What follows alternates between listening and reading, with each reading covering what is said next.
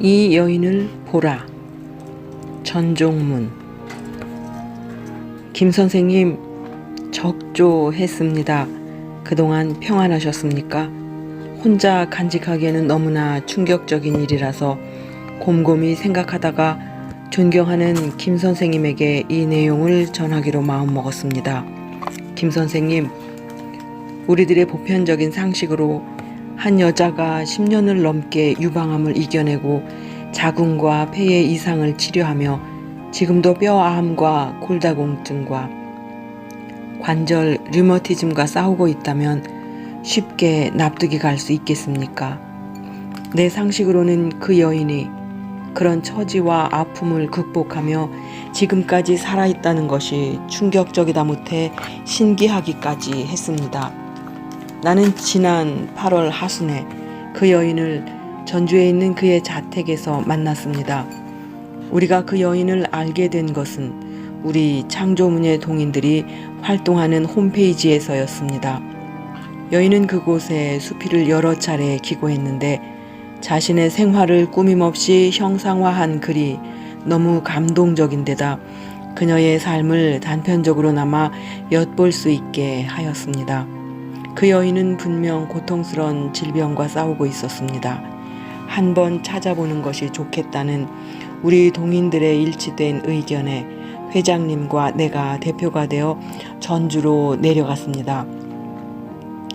사실 나는 회장님 수행원으로 따라간 것만도 감사했는데 뜻밖의 감동을 체험하는 행운까지 얻게 된 것입니다.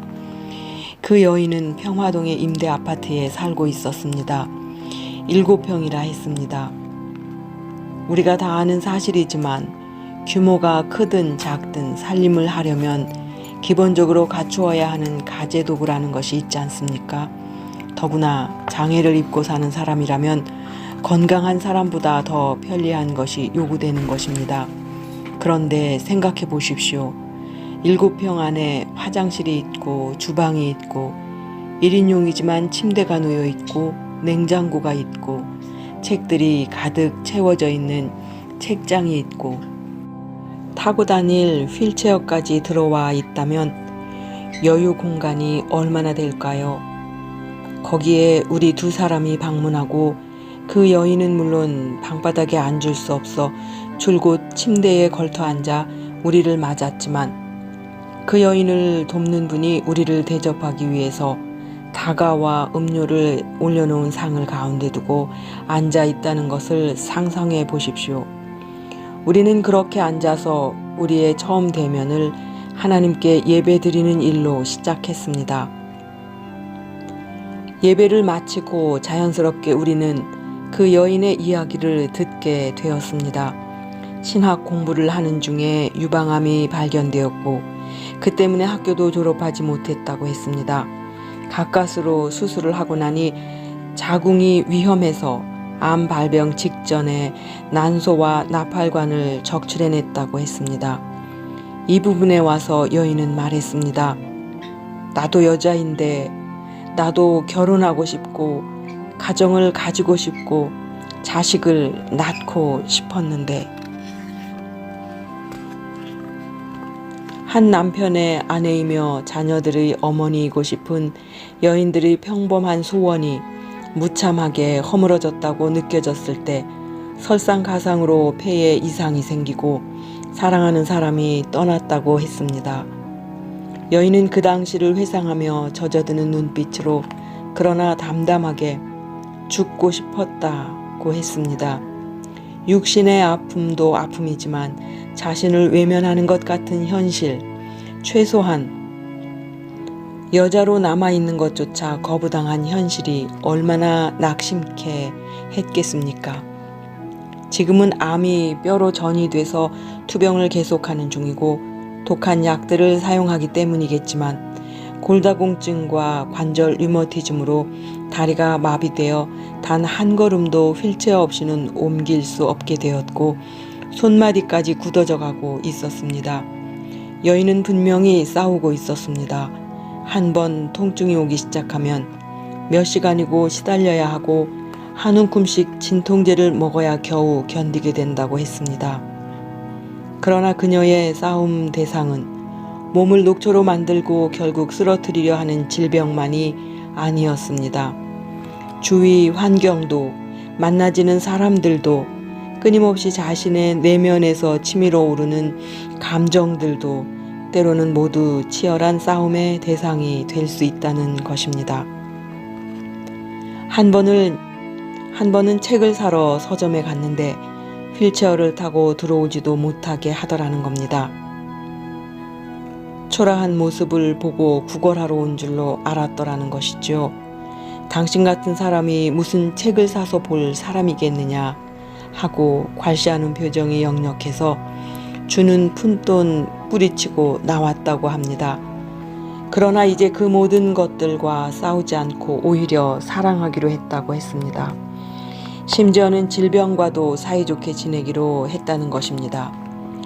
에피소드 하나를 소개해 주었습니다.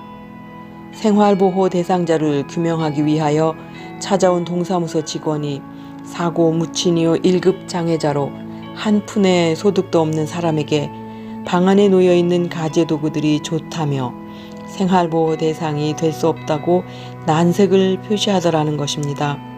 여인은 기가 막혀 말했답니다. 내 돈으로 산 것은 하나도 없고 다 누가 가져다 주어서 있는 이런 가재도구 때문에 생활보호 대상자가 될 수 없다면 모두 버리겠습니다. 그러나 그렇더라도 책과 침대와 컴퓨터는 버릴 수 없습니다.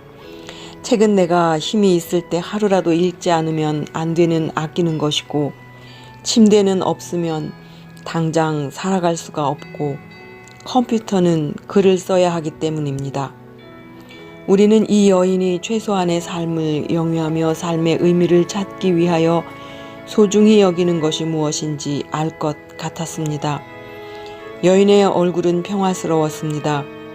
자신의 말로 여인은 수다를 떤다고 했지만 연방 웃음 띤 얼굴로 진지하게 대화하는 것이 조금도 환자 같지가 않았습니다. 하기야 우리가 예고하고 찾아갔는데 아무리 환자라 하지만 환자의 모습으로 맞고 싶지는 않았을 것입니다. 화장도 했을 것이고 방안도 정리를 했을 것입니다. 더구나 침대에 누워서 고통을 느끼며 맞으려 했겠습니까? 눕지 않고 우리를 맞을 수 있게 해달라고 기도까지 했다는 게 아닙니까? 그러나 나는 압니다. 그녀의 아름다움은 임기응변식 치장을 했기 때문이 아니란 것을. 놀라지 마십시오. 그녀는 지금도 교회에서 학생부 교사로 봉사하고 있습니다. 자기 몸 하나도 건사하기 어려운 형편인데 그 몸을 이끌고 너무나 감사해서 봉사하지 않을 수 없다고 했습니다. 그리고 우리에게 손가락이 마저 굳지 않도록 기도를 부탁했습니다. 소품 하나 쓰려면 지금도 5시간 정도를 자판기에서 춤을 춰야 하는데 더 굳으면 어떻게 하겠습니까? 여인은 계속 글을 쓰고 싶어 했습니다. 이미 일반 문예지로 등단까지 했으면서도 반드시 크리스천 문인으로 남고 싶다고 했습니다. 나가서 전도하지 못하니 글로 하나님의 은혜를 전하기 위해서라 했습니다. 감히 말씀드립니다만 어쩌면 그의 생명이 지금까지 지탱되는 이유 중에 하나도 그 감당하고자 하는 사명과 봉사정신 때문이 아니겠는지요. 돌아오면서 나는 어떻게 그 여인은 그런 질곡 가운데서도 환경을 초월한 감사와 기쁨을 소유하고 살 수 있을까를 생각해 보았습니다. 김 선생님, 내 주관적인 결론일 것이라 하여 가볍게 여기지 말아 주십시오.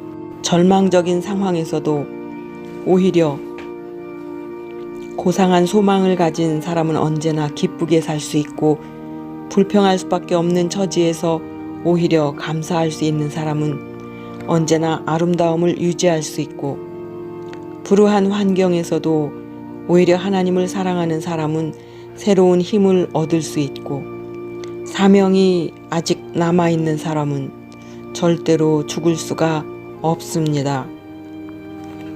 김 선생님, 우리에게도 세상을 향한 책임과 주님을 위한 사명이 있습니다. 살아있음에 감사하고 감사하면서 삽시다. 그러나 불우한 남의 환경과 비교해서 내가 좀 더 나은 건강과 환경을 가지고 있다는 조건으로 감사하지는 맙시다. 만약 우리가 남과 비교해서 그들보다 우월한 조건 때문에 감사한다면 우리에게도 예기치 않은 어려운 환경이 찾아온다면 불평도 하고 원망도 할 수 있지 않겠습니까? 주 안에서 사랑합니다. 내내 평안하십시오. 아, 참, 한 가지 빠뜨린 것이 있습니다. 내가 어떻게 그런 어려움을 잘 이기셨냐고 했더니 여인은 절대로 자기 힘이 아니라고 했습니다. 그리고 웃었는데 그 웃는 모습도 아름답지만 웃을 때 나타나는 옥리가 촘촘하게 건강하더라고요. 이 글을 써둔 지가 이제는 10년도 훨씬 넘었습니다. 이런저런 이유로 발표할 기회를 놓쳤는데 지금 다시 읽어보니 그때가 새삼 그리워지기도 합니다. 지금 나는 이 여인과 인연이 끊어져 생사를 알지 못합니다.